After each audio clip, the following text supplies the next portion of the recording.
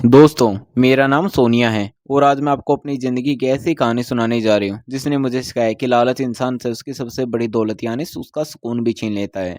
मैं एक बहुत गरीब परिवार से थी। मेरे पिता का देहांत तब हो गया था जब मैं सिर्फ 5 साल की थी। उसके बाद मेरी माँ ने ही मुझे पालने और पढ़ाने की जिम्मेदारी उठाई। वह सिलाई का काम करती थी, कभी लोगों के कपड़े ठीक करती, कभी अचार और पापड़ बनाकर बेचती और कभी घरों में जाकर छोटे-मोटे काम भी कर लेती थी। उन्होंने अपनी पूरी ज़िंदगी सिर्फ मेरी परवरिश में लगा दी।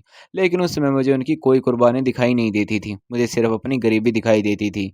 हमारा घर बहुत छोटा था, बरसात में छत टपकती थी और गर्मियों में पंखा चलाने से पहले भी माँ 10 बार सोचती थी कि बिजली का बिल कैसे भरेंगी। सुबह उठते ही वह सबसे पहले बेकार जल रही लाइट बंद कर देती और कहती कि बचाया हुआ हर रुपया कमाए हुए रुपये के बराबर होता है। अगर मैं बिना जरूरत के पंखा चलाकर दूसरे कमरे में चली जाती तो वह तुरंत बंद कर देती। मुझे उनकी हर बात पर गुस्सा आता था। मैं सोचती थी कि आखिर कब तक हम इस तरह ज़िंदगी काटते रहेंगे। मैं पढ़ाई के साथ-साथ मोहल्ले के बच्चों को ट्यूशन पढ़ाती थी। उससे जो थोड़े बहुत पैसे मिलते थे, उनसे घर का कुछ खर्च निकल जाता था।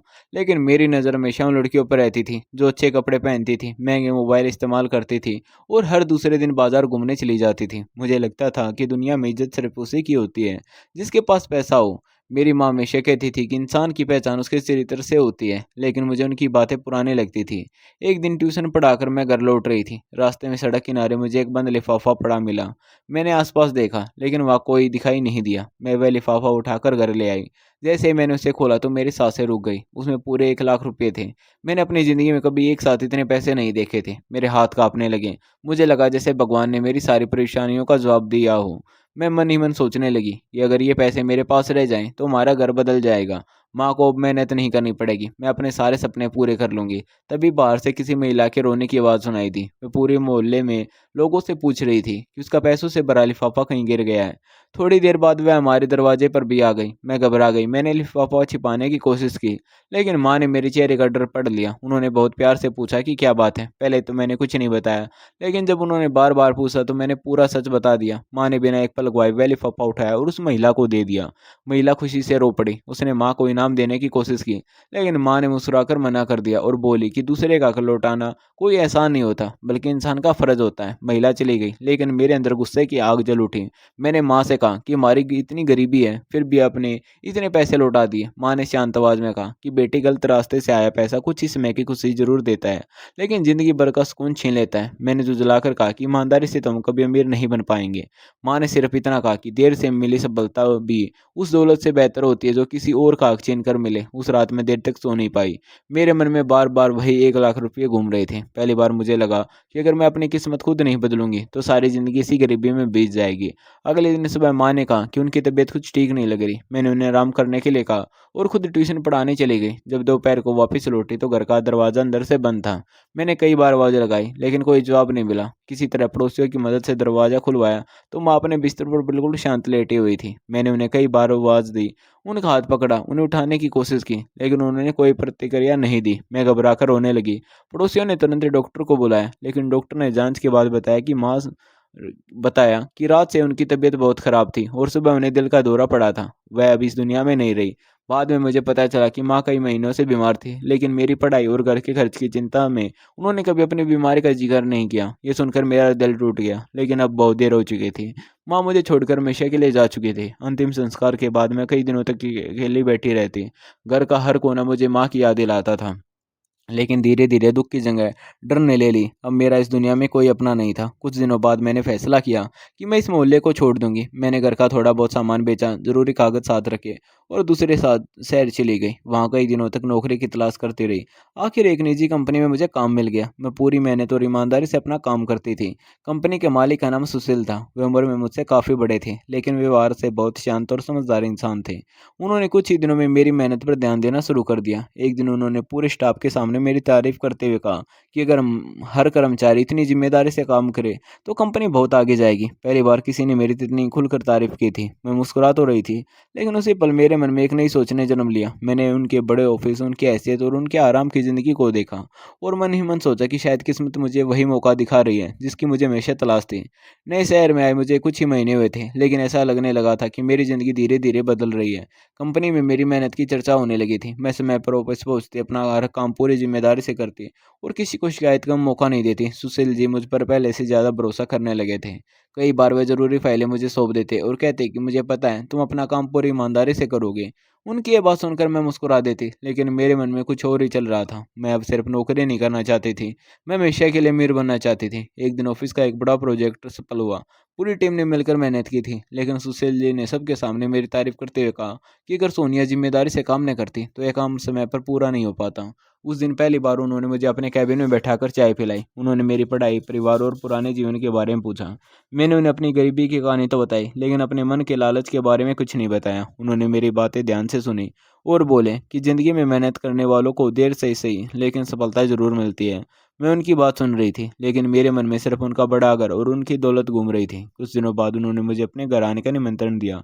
वहाँ कंपनी की छोटी सी बैठक रखी गई थी। पहली बार मैं उनके घर गई।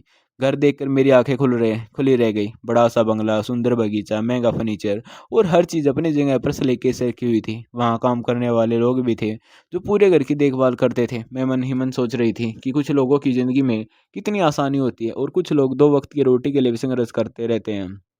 बैठक खत्म होने के बाद उन्होंने मुझे पूरा घर दिखाया। उन्होंने कहा कि ये घर उन्होंने कई वर्षों की मेहनत से बनाया है।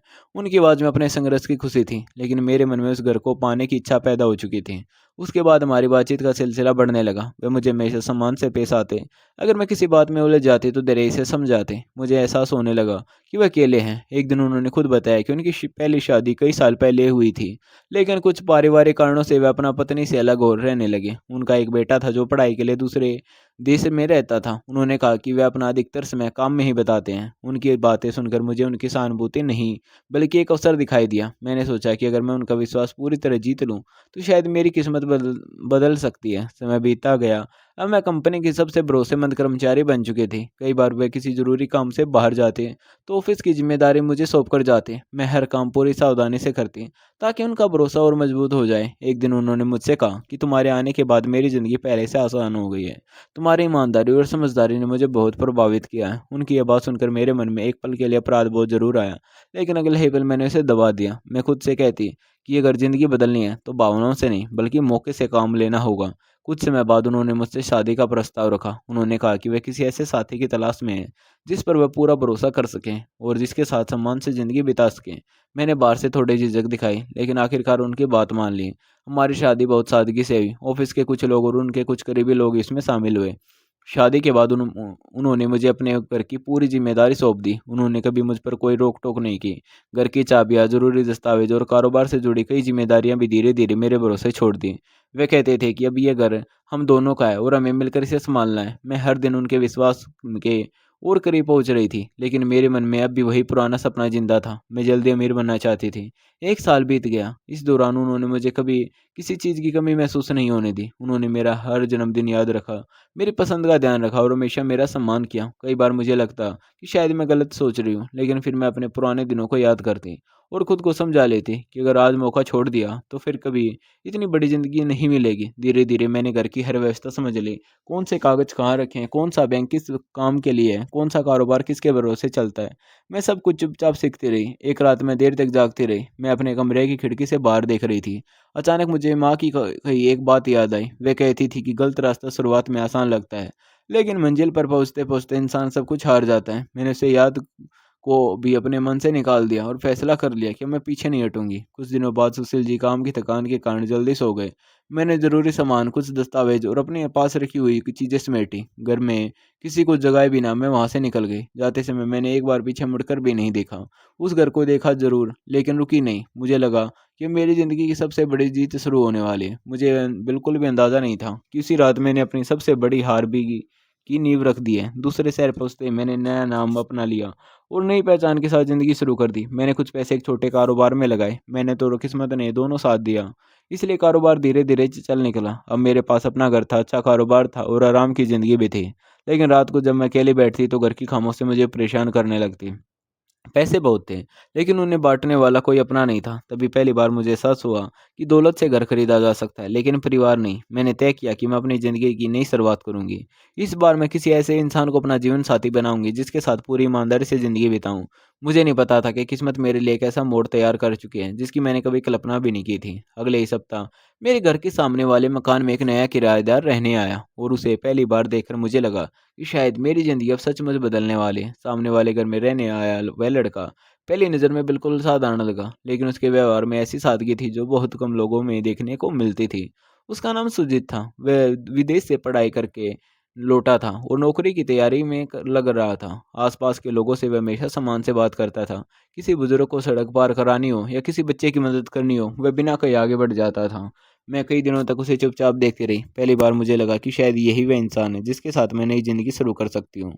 मैंने फैसला किया कि उससे दोस्ती करनी चाहिए। एक शाम मैं पास के पार्क में टहलने गई। संयोग से वह भी वहीं बैठा किताब पढ़ रहा था। मैंने सामान्य बातचीत शुरू की। उसने मुस्कुराकर जवाब दिया। उस दिन हमारी ज़्यादा बात नहीं हुई, लेकिन अगले दिन फिर मुलाकात हो गई। धीरे धीरे हमारी पहचान बढ़ने लगी। अब हम रोज़ कुछ देर बातें करने लगे। उसने बताया कि उसे अपने दम पर ज़िंदगी में आगे बढ़ना पसंद है। वह मेहनत पर भरोसा करता है और किसी का छीन कर आगे बढ़ना उसे बिल्कुल पसंद नहीं। उसकी ये बात सुनकर एक पल के लिए मेरा दिल घबरा गया, लेकिन मैंने अपने चेहरे पर कोई भाव नहीं आने दिया। मैं मुस्कुराकर उसकी बातें सुनते रहे। कुछ दिनों बाद मैंने उसे अपने घर चाय पर बुलाया। उसने पहले मना किया, लेकिन मेरे बार बार कहने पर आ गया। उसने मेरे घर की बहुत तारीफ़ की। मैंने झूठ बोल दिया कि ये सब मेरे माता पिता की मेहनत की कमाई है और अब मैं उनका कारोबार संभाल रही हूँ। उसने बिना किसी शक के मेरी बात पर विश्वास कर लिया। मुझे महसूस हुआ कि वह दिल का बहुत साफ इंसान है। धीरे धीरे हमारी मुलाकातें बढ़ने लगी। कभी हम पार्क में मिलते, कभी बाजार में और कभी शाम के साथ चाय पी लेते हैं। वह मेरी बहुत इज्जत करता था। अगर मैं किसी बात से परेशान होती तो धैर्य से मेरी बात सुनता।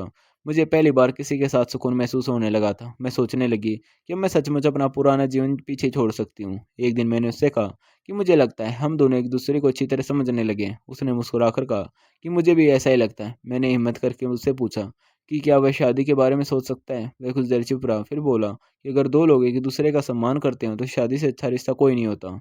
उसकी बात सुनकर मैं बहुत खुश हुई। मुझे लगा जैसे मेरी ज़िंदगी आखिरकार मेरी इच्छा के अनुसार चलने लगी है। अगले कुछ दिनों में उसने भी साफ कह दिया कि वह मुझे पसंद करने लगा है। उसने ये भी बताया कि उसकी माँ गाँव में रहती है और वह चाहता है कि शादी के बाद सही समय देखकर उन्हें सब कुछ बताए। मैंने उसकी बात मान ली। मुझे अभी किसी बड़े आयोजन की ज़रूरत नहीं थी। मैं चाहती थी कि सब कुछ सादगी से हो जाए। शादी की तैयारियां शुरू हुई। मैंने अपने लिए एक सुंदर जोड़ा खरीदा। इस बार मैं सचमुच खुश थी, क्योंकि मुझे लग रहा था कि अब मैं किसी लालच के लिए नहीं, बल्कि अपने मन की खुशी के लिए शादी कर रही हूँ। मंदिर में कुछ गवाहों की मौजूदगी में हमने विवाह कर लिया। मैं पूरे रास्ते यही सोचती रही कि अब मेरी ज़िंदगी में कभी कोई दुःख नहीं आएगा। शाम को हम अपने घर पहुँचे। मैंने पूरे घर को सजा रखा था। फूलों की हल्की खुशबू पूरे कमरे में फैली हुई थी। मैं मन ही मन अपनी माँ को याद कर रही थी। सोच रही थी कि अगर आज वह जिंदा होती तो शायद मुझे इस रूप में देखकर बहुत खुश होती। पहली बार मुझे अपनी माँ की कही हुई बातें भी याद आने लगी। उन्होंने हमेशा कहा था कि रिश्ते भरोसे से बनते हैं और भरोसा टूट जाए तो ज़िंदगी बिखर जाती है। मैंने मन ही मन सोचा कि अब मैं कभी किसी का विश्वास नहीं तोड़ूंगी। मैं नई शुरुआत करूँगी। रात धीरे-धीरे गहर आने लगी, लेकिन सुजीत अभी तक नहीं आया था। मैंने उसे फ़ोन किया, तो उसका फ़ोन बंद था। पहले मुझे लगा शायद किसी काम में फँस गया होगा। लगभग 1 घंटे बाद बाहर गाड़ी रुकने की आवाज़ आई। मेरा दिल तेज़ी से धड़कने लगा। मैंने जल्दी से अपना घूंघट कर लिया और मुस्कुराते हुए बैठ गई। दरवाज़ा खुला, किसी के कदमों की आहट कमरे की तरफ बढ़ रही थी। वह अंदर आया, लेकिन आश्चर्य की बात यह थी कि उसने कोई बात नहीं की। मैंने मुस्कुराकर कहा कि मैं कब से तुम्हारा इंतज़ार कर रही हूँ। आज तो तुम्हें सबसे पहले मुस्कुराकर मेरा स्वागत करना चाहिए था। फिर भी सामने बैठा व्यक्ति चुप रहा। मुझे थोड़ा अजीब लगा, लेकिन मैंने सोचा शायद वह भावुक हो गया होगा। कुछ पल बाद उसने मेरे सामने एक डिब्बा रखा। मैंने कहा कि इसकी क्या ज़रूरत थी? तुम्हारा साथ ही मेरे लिए सबसे बड़ा तोहफ़ा है। फिर मैंने मुस्कुराकर कहा, मेरा घूंघट तो उठाओ। अगले ही पल उसने धीरे से मेरा घूंघट उठाया। जैसे ही मेरी नज़र उसके चेहरे पर पड़ी, मेरे पूरे शरीर में सिरन दौड़ गई। मेरी आंखें फटे के फटी रह गई। सामने बैठा व्यक्ति सुजीत नहीं था। वह चेहरा मैं कभी भूल ही नहीं सकती। वह सुशील था, वही आदमी जिसे मैं वर्षों पहले छोड़कर चली गई थी। मेरे मुंह से घबराकर सिर्फ एक शब्द निकला, तुम। तभी कमरे का दरवाजा फिर से खुला और अंदर सुजीत आया। उसके चेहरे पर पहले जैसी मुस्कान नहीं थी। उसने गंभीर आवाज में कहा, अब समय आ गया है कि तुम्हें पूरी सच्चाई पता चल जाए। मेरे हाथ कांपने लगे। मुझे समझ ही नहीं आ रहा था कि मेरे सामने क्या हो रहा है। मैंने कभी सपने में भी नहीं सोचा था कि जिस इंसान से मैं नई जिंदगी शुरू करने का सपना देख रही हूँ, उसी की वजह से मेरा अतीत मेरे सामने खड़ा हो जाएगा। मैं बार बार सुजीत और सुशील जी की तरफ देख रही थी। मेरे मुंह से मुश्किल से इतना ही निकला, तुम यहाँ कैसे? सुशील जी ने मेरी तरफ देखा और बहुत शांत आवाज में कहा, जिस दिन तुम मुझे छोड़कर गई थी उस दिन सिर्फ पैसा नहीं गया, मेरा भरोसा भी टूट गया था। मुझे सबसे ज्यादा दुख दौलत जाने का नहीं, बल्कि उस विश्वास के टूटने का था जिसे मैंने सबसे ज्यादा संभाल कर रखा था। उनकी बातें सुनकर मेरी नजरें झुक गई। तभी सुजीत आगे बढ़ा और बोला, जब मैं तुमसे मिला था तब मुझे तुम्हारे बारे में कुछ भी नहीं पता था। मैं सच में तुम्हें पसंद करने लगा था। मुझे लगा था कि तुम बहुत अच्छी लड़की हो, लेकिन कुछ समय पहले मैं अपने पिता से मिलने गया। बातचीत के दौरान उन्होंने अपनी पुरानी ज़िंदगी की बात बताई। उन्होंने मुझे एक तस्वीर दिखाई। जैसे ही मैंने वह तस्वीर देखी, मेरे पैरों तले ज़मीन खिसक गई, क्योंकि तस्वीर में वही चेहरा था जिसे मैं शादी करने का सपना देख रहा था। मैं कुछ भी नहीं बोल पाई। मेरी आंखों से आंसू बहने लगे। सुजीत ने कहा, उसके बाद हमने तुम्हारे बारे में जानकारी जुटाई। तब हमें पता चला कि तुमने अपना नाम बदल लिया है और दूसरे शहर में नई पहचान बनाकर रह रही हो। तब हमें यकीन हो गया कि पिता की बात सच थी। मैंने रोते हुए कहा, मैं बदल चुकी हूँ, मैं पहले जैसी नहीं रही हूँ। मैं सच में तुम्हारे साथ नई शुरुआतें करना चाहती थी। सुजीत ने मेरी बात ध्यान से सुनी और बोला, अगर तुम सच में बदल गई होती तो सबसे पहले अपने पुराने किए हुए गलत काम की जिम्मेदारी स्वीकार करती। किसी का भरोसा तोड़कर नई जिंदगी शुरू नहीं की जाती। मैंने सिर झुका लिया, क्योंकि उसके हर शब्द में सच्चाई थी। सुशील जी ने कहा, मैंने कभी तुम्हारे लिए बदला लेने की योजना नहीं बनाई थी। मैं सिर्फ चाहता था कि जो सच है वह सामने आ जाए और कानून अपना काम करे। उसी समय दरवाजे पर दस्तक हुई। कुछ पुलिस अधिकारी कमरे के अंदर आए। उन्होंने बहुत शांत तरीके से मुझसे बात की और कहा कि मैं आपसे कुछ जरूरी पूछताछ करनी है। मैं सब कुछ समझ चुकी थी। अब मेरे पास छिपाने के लिए कुछ भी नहीं बचा था। मैंने बिना किसी बहाने के अपने किए हुए हर गलत फैसले की जिम्मेवारी स्वीकार कर ली। मैंने कहा, जो कुछ हुआ उसमें किसी और का नहीं, सिर्फ मेरा ही दोस्त था। मैंने लालच में आकर ऐसे फैसले लिए जिनका मुझे अधिकार नहीं था। पुलिस मुझे अपने साथ ले गई। रास्ते भर मैं खिड़की से बाहर देखती रही और सोचती रही कि अगर उस दिन मैंने माँ की बात मान ली होती तो शायद आज ये दिन कभी नहीं देखना पड़ता। अदालत में मामले की सुनवाई हुई। मैंने वहाँ भी सच ही बताया। मैंने किसी पर झूठा आरोप नहीं लगाया और न ही खुद को निर्दोष साबित करने की कोशिश की। अदालत ने उपलब्ध सबूत और मेरे स्वीकार किए गए बयान के आधार पर फैसला सुनाया। मेरे द्वारा गलत तरीके से हासिल की गई संपत्ति कानून के अनुसार जब्त कर ली गई और मुझे सजा सुनाई गई। जब मैं जेल पहुंची तो पहली रात मुझे बिल्कुल नींद नहीं आई। छोटी सी कोठरी में बैठी मैं सिर्फ अपनी माँ को याद करती रही। उनकी हर बात एक एक करके मेरे कानों में गूंज रही थी। वे कहती थी कि मेहनत की कमाई कम हो सकती है, लेकिन उसमें बरकत होती है। वे कहती थी कि दूसरे का हक लेने वाला इंसान कभी सुकून से नहीं जी सकता। उस समय मुझे उनकी बातें बोझ लगती थी, लेकिन आज वही बातें मेरी सबसे बड़ी सीख बन चुकी थी। कई महीने बीत गए। जेल की ज़िंदगी ने मुझे बहुत कुछ सिखाया था। वहाँ मुझे ऐसे कई लोग मिले जो अपने एक गलत फैसले की वजह से सब कुछ खो चुके थे। तब मुझे एहसास हुआ कि कोई भी इंसान जन्म से बुरा नहीं होता, लेकिन एक गलत फैसला उसकी पूरी ज़िंदगी बदल सकता है। मैं अक्सर सोचती थी कि अगर मैंने अपनी गरीबी से लड़ने के लिए मेहनत का रास्ता चुना होता तो शायद देर ज़रूर लगती, लेकिन मंजिल गलत नहीं होती। मैंने पैसा तो पा लिया था, लेकिन उसके बदले अपना विश्वास, अपनी खुशी और अपना भविष्य सब कुछ खो दिया था। एक दिन जेल की लाइब्रेरी में मुझे माँ जैसी बातें लिखी हुई एक किताब मिली। उसे पढ़ते हुए मेरी आंखों से आंसू बहते रहे, क्योंकि हर पन्ने पर मुझे अपनी माँ की याद आती रही। मुझे यह भी एहसास हुआ कि सुजीत ने मेरे साथ जो किया वह बदला नहीं था, बल्कि सच को सामने लाने का फैसला था। अगर वह चाहता तो मुझसे झूठ बोलकर दूर चला जाता, लेकिन उसने कानून का रास्ता चुना और वही सही रास्ता था। आज मैं अपनी कहानी इसलिए सुना रही हूँ ताकि कोई भी इंसान लालच में आकर ऐसा फैसला न करे जो पूरी ज़िंदगी का पछतावा बन जाए। मेहनत से मेरी छोटी सफलता भी उस दौलत से कहीं बेहतर होती है जो गलत तरीके से हासिल की जाए। धन्यवाद दोस्तों।